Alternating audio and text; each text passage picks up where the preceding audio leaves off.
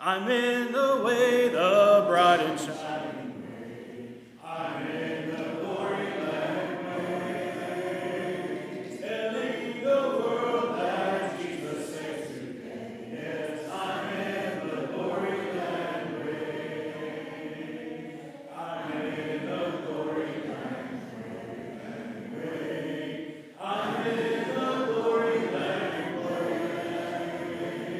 And love is nearer and the way groweth clearer, for I'm in the glory land way. Onward I go, rejoicing in His love.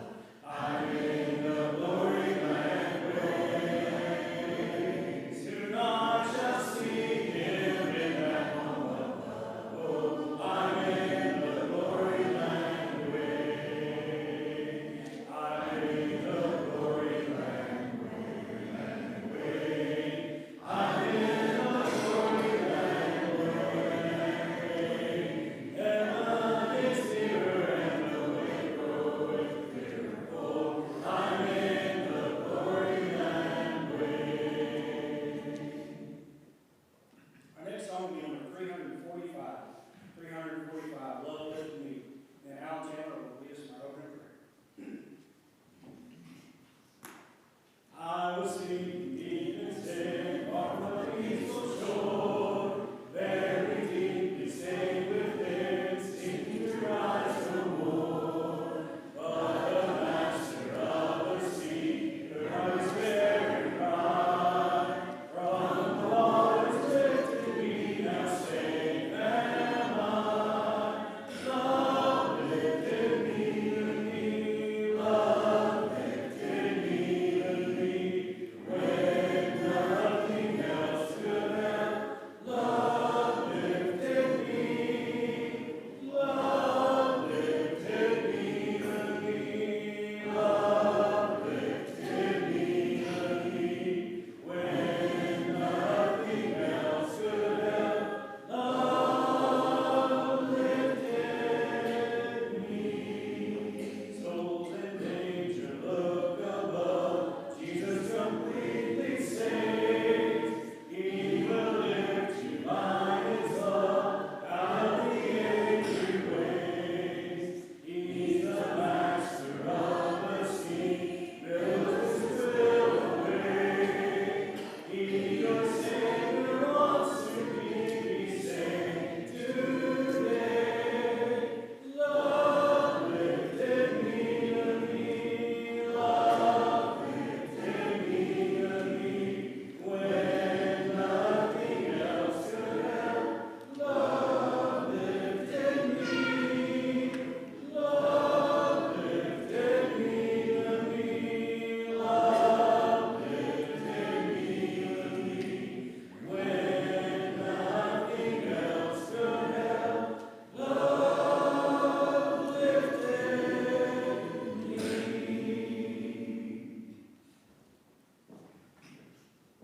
Hallelujah, please. Heavenly Father, we thank you for this day. We thank you for the opportunity today to come out and study this portion of the word. Be with my Christians, especially this congregation, be with other congregations the world over, strive to teach your word. That you be with the evangelists the world over, and those in different places. Also be with local works, Bible Art, support here and other programs out there, to pray that the messages they deliver will be accepted in the way that they were intended. Especially to be with the young men and women in different places, in harm's way, military, first responders, be with them and strive to do the will. Keep this corona situation that we will be able to continue to come out and man without fear, harm, and vaccination. Pray to be those that are mentioned sick, those that are unable to be with them, treat them, be with their families. Pray to be with each other as we go from day to day, from day to day. Help us to live the type of life and please accept unto thee. So when we come in the way, we be found pleasant. Christ and pray. Using your songbook tonight, you can go ahead and mark number 681 for the Song of Encouragement. 681. 681. 480 brings us a lesson. We'll sing 708, and we all rise to heaven. We'll sing the first and third verse of that song. Please stand if you like. Sing the wondrous love of Jesus, sing his mercy and his grace. In the mansions bright and blessed, he'll prepare us a place. When we all get to heaven, what a day of rejoicing and rejoicing that will be. When we all sing Jesus, we'll sing and shout the victory. Let us then be true and faithful, trusting, serving every day. Just one glimpse of Him in glory will us all remain. When we all get to heaven, what a day of rejoicing that will be. When we all sing Jesus, we'll sing and shout the victory.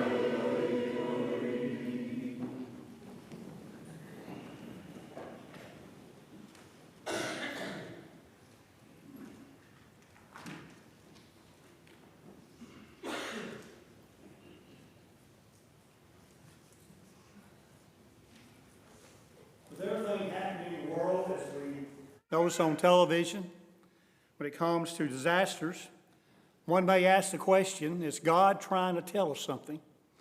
Because there are those who will want us to believe that God is punishing not necessarily the world, but maybe our nation because of the sinfulness that we have taken on and really so much in the past years or so.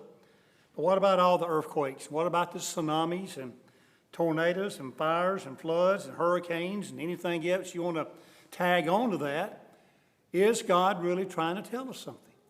Or is it just something that's happening as a natural occurrence and that's the only way we can answer it?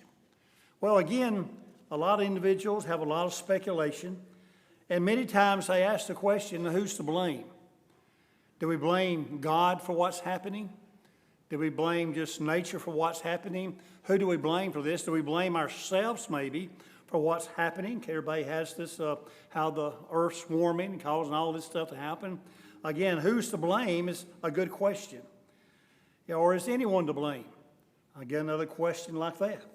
But what we got to do, though, when it comes to, I guess, trying to find a real answer, we might want to go to the Bible. Let the Bible explain to us a few things about why some of these disasters do take place around the world. And one that very seldom ever gets any blame at all is that of Satan. Very seldom do you ever hear anybody blaming him. We blame God a lot of times. We blame ourselves maybe for warming the earth, as they claim. But how many times have we ever blamed Satan? Well, he can be responsible, because we find on one occasion at least, in Job chapter 1, when God is having a meeting there with his angels and Satan shows up. It was then that Satan wanted to get a hold of Job. He believed that if God would remove his protection from Job, that Job would curse him, that Job would deny him. And God said he won't. And Satan said, well, let me try. And here in chapter 1 and verse 12, and the Lord said to Satan, behold, all that he has is in your power, only do not lay a hand on his person. So Satan went out from the presence of the Lord. Well, Satan got after him. If you recall, he caused a lot of disaster in his life. All his crops got destroyed. All his servants got destroyed. And then the one that hit him the hardest, I believe, is found in verse 18. It says, while he was still speaking, another also came and said, your sons and daughters were eating and drinking wine in their oldest brother's house. And suddenly a great wind came from across the wilderness and struck the four corners of the house. And it fell on the young people, and they are dead. And I alone have escaped to tell you. So here a great wind comes about, and it came about because of Satan. Now how he did that, how he controlled that, I don't know. But here a great wind came about, the house was destroyed, and Who knows what kind of wind it was, but it killed all his children, all 10 of his children. And it had to be it was a very terrible and sad day in the life of Job. But yet, as we know, he never blamed God for this. But yet we know that Satan was the one involved in it. He's the one that caused this to happen. So could it be that some of the things that happen around the world are caused of what Satan is involved in? Well, we find one example anyway. Or what about this one? Could it be that it's just nature in itself? You know how you get point A comes together and B comes together and things begin to form and well, a disaster happens. Well, here we find Christ, and he gives us a weather report, it might say. Matthew 16 and verse 2. He answered and said to them, when it is evening, you say it will be fair weather, for the sky is red. And in the morning it will be foul weather today, for the sky is red and threatening. Hypocrites, you know how to discern the face of the sky, but you cannot discern the signs of the times. Well, we've heard that little saying before, red sun in the morning gives sailors warning, red sun at night gives sailors delight. Well, there's something to that, and Christ is making mention of that. Well, there's certain things about nature that we sort of can predict. Maybe in the months of March, April, May, get a strong south wind blowing and things get just right. We begin to listen to the weather very, very carefully. We do that. Well, on it goes. And when the wintertime, ice and things like that come about, well, again, sometimes nature, it just happens because we live in a world that has a lot of nature to it. Another time, Christ said this concerning nature. He then also said to the multitudes, whenever you see a cloud rising out of the west, immediately you say, a shower is coming, and so it is. And when you see the south wind blow, you say, there will be hot weather, and there is. Hypocrites, you discern the face of the sky and of the earth, but how is it you do not discern this time? So we know that. Many of our weather systems come from the west, and we understand. You see that coming, thunder roaring, here it is. We understand that. In the summer, as it is getting now, wind gets out of the south, it's going to get hot. Well, again, we know that. That's just nature doing its thing. So God, here, Christ, showing nature has its part in our life. One as the apostles or disciples and Christ were in a boat, Mark 4:37, a great windstorm arose, and the waves beat on into the boat, so it was already filling. So caught in this storm at sea, the disciples think, well, this is it, we're going under, but Christ stills the storm. Now, he didn't cause the storm. Nature brought the storm about, but Christ stilled the storm to show his power over that. So here, again, a natural occurrence that came about. Just storms are going to happen. Speaking of storms, in Acts 27, Paul is a prisoner. He's being carried to Rome. And they're about to take off aboard ship. And Paul gives them some advice.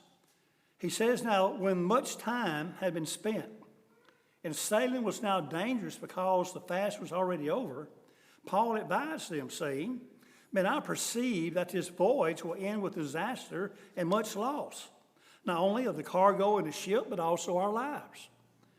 So he tells them, now this is not inspiration that God is speaking to him and telling him, y'all don't need to go. Paul just knew that that time of the year, you don't take off on a voyage.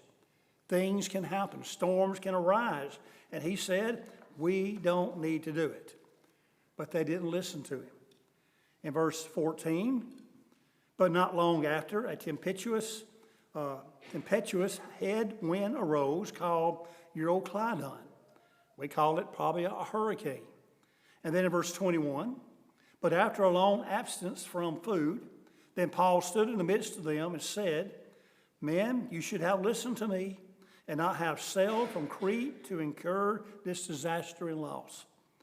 So they didn't listen to Paul. They knew the weather. They knew what nature was, how storms were more predictable during that time, but we're going to go anyway. And Paul tried to warn them. If you know the rest of the story, the Lord did speak to Paul. He told the people, abide in the ship, nobody will lose their life, and that they did, and not one soul was lost. then they did so.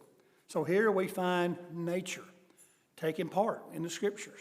How they were warned, but again, nobody listened. So we got Satan. That's a possibility. We got nature. Well, sure, that's a possibility. We see that every day. Well, what about God? Well, we know that God can control the weather because in Genesis 7 and verse 4, prior to the flood, for after 7 days, I will cause it to rain on earth 40 days and 40 nights. I will destroy from the face of the earth all living things that I have made. This wasn't nature involved here. It was God. He says, I will cause. And he brought about this rain. He brought about the flood that covered the earth. It covered every mountaintop. He did that in Noah's day. God did so. He controlled such. He brought it on them. Go a little further in the book of Exodus. Whenever Pharaoh was holding the people of Israel and Moses was trying to convince him, the 10 plagues came about.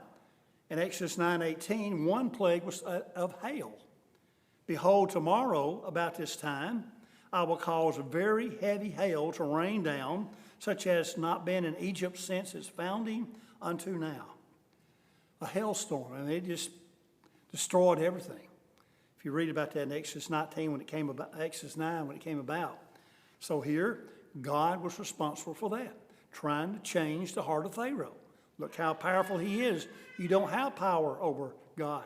Well, he want Pharaoh to know that. We go a little further, we see God involved again. 1 Kings 17 verse 1, concerning Elijah. Then Elijah the Tishbite of the inhabitants of Gilead said to Ahab, as the Lord God of Israel lives, before whom I stand, there should not be dew nor rain these years except at my word. God's going to teach Ahab and Jezebel a lesson. 3.5 years it was. It did not rain. And that's a pretty dry time. Every once in a while, we'll have a dry spell, as we call it, but not for 3.5 years. Imagine if it gets sort of dry around here, maybe a month without rain. What about 3.5 years? Well, God caused that. He stopped the rain, even the dew. Nothing was going to fall. Then you go to chapter 18 and verse 1. And it came to pass after many days that the word of the Lord came to Elijah in the 3rd year, saying, go present yourself to Ahab, and I will send rain on the earth. So God could stop it, and God can send it. And he did send it, chapter 18 and verse 44. Then it came to pass the 7th time that he said, there is a cloud as small as a man's hand rising out of the sea. So he said, go up, say to Ahab, prepare your chariot and go down before the rain stops you. Then, now it happened in the meantime that the sky became black with clouds and wind, and there was a heavy rain, and Ahab rode away and went to Jezreel. So there God caused it to happen. Brought about, he stopped the rain, and he started the rain. 3.5 year period. There's no limit to how God can, when he can stop it or when he can start it. It's at his choosing. But yet he had a hand in this. And then we come over after this event happened. Elijah got a little down and out over things. Sort of felt sorry for himself. He goes to a cave and there he hides. And God appears to him. And God convinces him of something here, of his power and might because of what he does, causes it to happen. 1 Kings 19:11. Then he said, go out and stand on the mountain before the Lord. And behold, the Lord passed by, and a great and strong wind tore into the mountains. And he broke the rocks in pieces before the Lord. But the Lord was not in the wind. And after the wind, an earthquake. But the Lord was not in the earthquake. So here God brings about a strong wind, pretty strong. Breaks up the rocks of the mountains. An earthquake, the Lord had a hand in that. There's no doubt the Lord can do these things. He has the power. He's almighty. He can do it. And it certainly gets the attention of the people around whenever these things took place. So we have Satan. That's a possibility. We have nature. That's certainly a possibility. And we have God. That's a possibility. We see all three interacting here, working as in the realm of nature, or realm of weather. But here's what we need to understand, first and foremost. We got to be careful that we don't blame God when Satan is to blame. He may be the cause of some disasters. We just don't know. We'll bring a point up about this in a minute. We just don't know. I certainly don't want to blame God for anything like this, or anything really. I'd a lot rather blame Satan. Maybe he is or isn't. I'm going to blame him before I am God, since I don't know. But yet, let's be careful. And sometimes we hear a lot of people will say, well, God brought this on, and God's punishing people. And, well, we don't know that. We can't tell. So let's be careful when we blame God. Also, we need to learn when it comes even to weather, God does not guarantee us tomorrow. Life is short. We must be prepared every day to meet God, for we know not what time we will be departing. Those children of Job, they had no idea that wind was going to come, destroy the house, take all their lives. They went there for the family gathering, to have a good time. I mean, just as a family does, in fellowship, and not a one survived. I'm sure that every one of them had a plan for the next day, and the next week, and the next month. They all had plans, but it came to a quick end. Again, we got to make sure every day that we're prepared, because how many people a year worldwide or just in this nation lose their life because of some natural disaster? Well, it happens. Another thing we learn, there's no New Testament examples of God causing weather disasters. All that's in the Old Testament. Does that mean that God has stopped? Well, again, I don't know. Certainly we don't find anything from Matthew to Revelation of God, causing earthquakes or floods or strong storms or anything of that nature. We don't have any examples of that, God causing that. Even in Paul's case, aboard that ship, that's just a natural thing that happened. And God didn't stop it. He just showed them a way to survive it. And certainly they all did, but when they listened and stayed on board the ship. So we don't have any New Testament examples. So maybe God said, okay, the old is enough. You learn from that. You understand my power. And maybe so that's why nothing happened in the New Testament. And then we are to heed the warnings God gives through the Bible and not try to read the weather. People are all the time trying to read the weather and trying to, say this is God teaching us a lesson. Well, we don't know that. Go back a couple of weeks ago when the eclipse went over. Everybody was saying, well, this is it. Not everybody. A lot of them were saying, this is it. There's going to be 5 days of darkness. And they were predicting that. And this is going for, many of them were promoting the false doctrine of the rapture. The rapture is going to happen during that time. And on and on and on it went. And it was getting sort of outlandish.